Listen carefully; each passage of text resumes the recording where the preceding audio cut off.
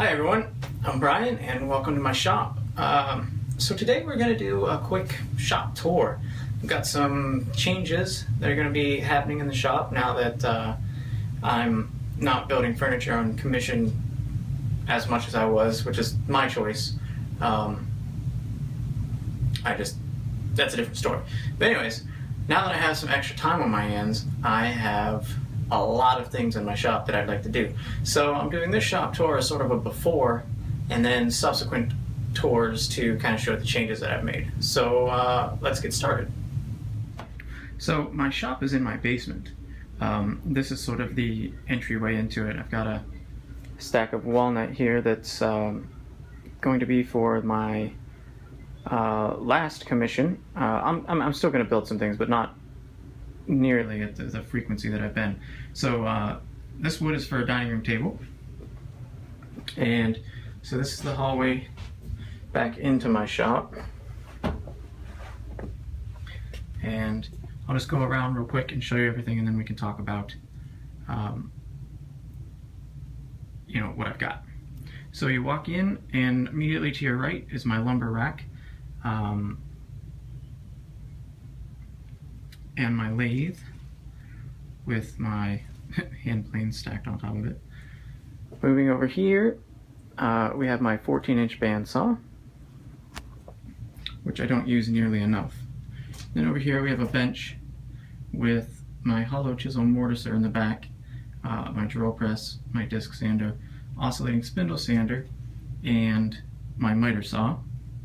Continuing around is my dust collector, and in the center of the shop is my table saw slash router table slash workbench. When you come back through behind the table saw, we've got just a shelf with hand drills, sandpaper, finishing stuff, glue, all that stuff that you need in a shop. Coming along is my fence for my table saw. It's the Incra TSLS joinery system thing. Some extra maple. This is actually a butcher block that I'm currently working on. It's going to be a desk. And we come over here to the left wall, and we have a clamp rack and some drawers. My Incra miter sled and my jointer, and then we're back to the door. So here's my lathe. It's an older model. It's a Jet 1236 I picked up on Craigslist. I don't do a whole lot of turning, but that's something that I want to change, and I think this lathe will be perfect for that. When I'm not using it, it stores my hand planes. We have numbers 4, 5, 6, and 7, and a block plane. These are all pre-World War II Stanley planes that I've tuned up and got into working order. Underneath the lathe, I kind of use that shelf for storing things. So I've got a router and router bits and lathe tools and extension cord and the chuck for my lathe. Behind the lathe on this wall is my lumber rack. All of this lumber is actually left over from commissions that I've built in the past. It's not designated for anything right now. There's some white oak and some red oak. There's a little bit of walnut left there. There's some poplar and some maple in there. And back here on the floor, I have a whole mess of reclaimed heart pine that was given to me by a client that I have done nothing with yet. So hopefully I can get to that someday. This is my bandsaw. It's a Grizzly G0555. I picked it up on Craigslist. I don't use it nearly as much as I would like to, simply because the way the shop is right now, it's inconvenient for me to. It's on a mobile base, but I need to change the way that the casters are configured on the mobile base, because it's difficult for me to pull it out of here and bring it out and put it back. As you can see, it doesn't get used all that often because it's got a bunch of scrap wood piled around it. So back here in the corner of my bench, I have a hollow chisel mortiser. It's a Harbor Freight model. I bought it because I thought I had to have one, and I have never once used it on a project. Not once. Waste of money.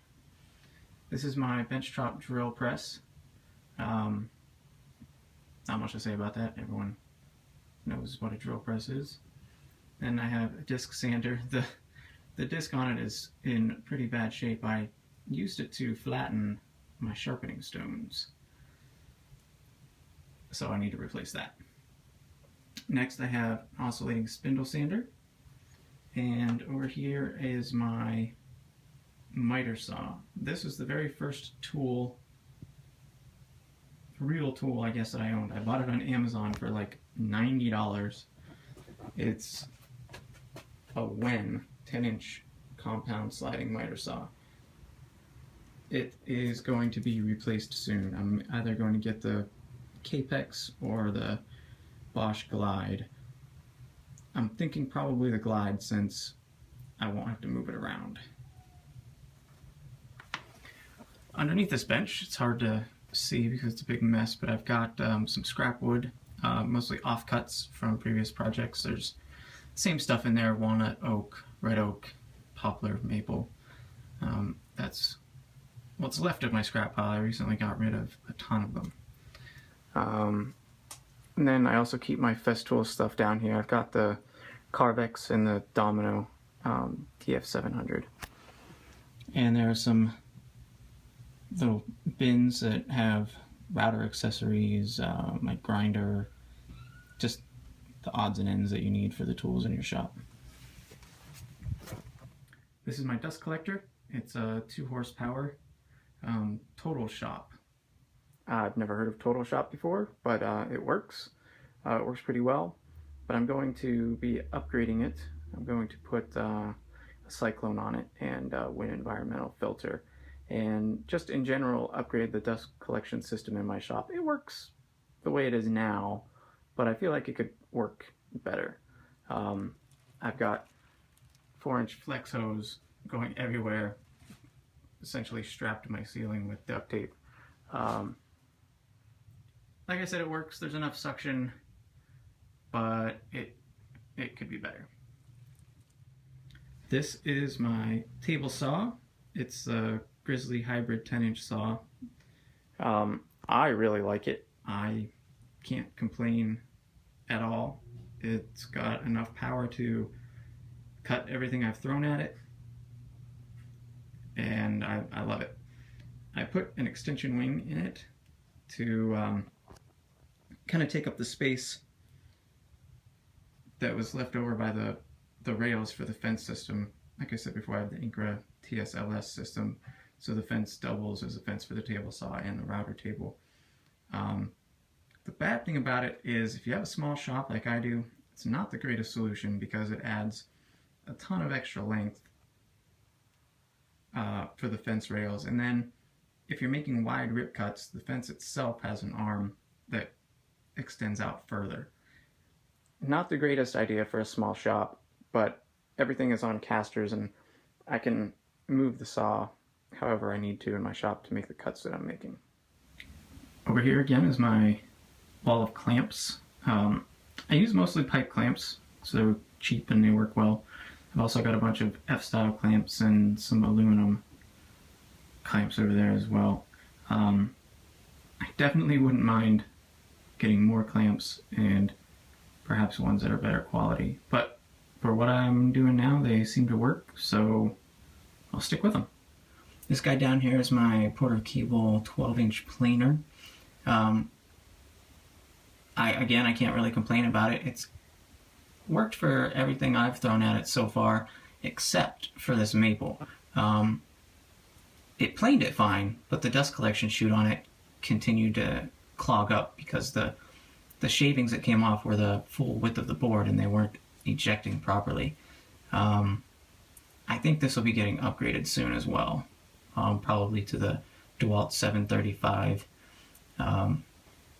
I don't have any 220 in my shop, which really limits me on the size of a planer and jointer and table saw that I can I can put in here. So the 735 is probably going to be it. This is my Jet 10-inch planer jointer combo. I don't ever use it for planing. This didn't get good reviews when it first came out. The reviews actually were horrible. But I needed something with capacity, and I needed it to work on 110, so this is it. Honestly, I don't have any complaints about it at all.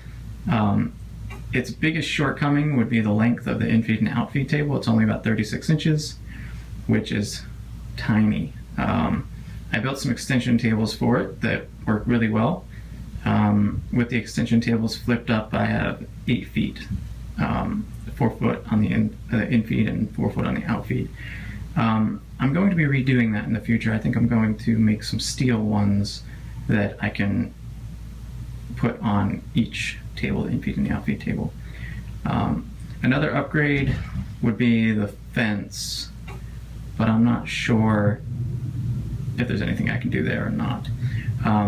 As far as it functioning, it works great. I've put everything over it, from pine to hard maple, and it works fine. So I have some other tools here in the shop that I didn't show you. I have a track saw, the Grizzly track saw, and I don't know, a huge collection of router bits and accessories. I've got a sled that I made for my table saw that takes it adjusts for different width dados. The Incremiter sled, the Incremiter 5000. Essentially what I wanted to do was, I guess, kind of memorialize my shop the way it is now, because like I said in the beginning, now that I have some extra time on my hands, I can put that time into making the shop better, making it more efficient, changing some things around so that I have some more room, and I'm really looking forward to doing that.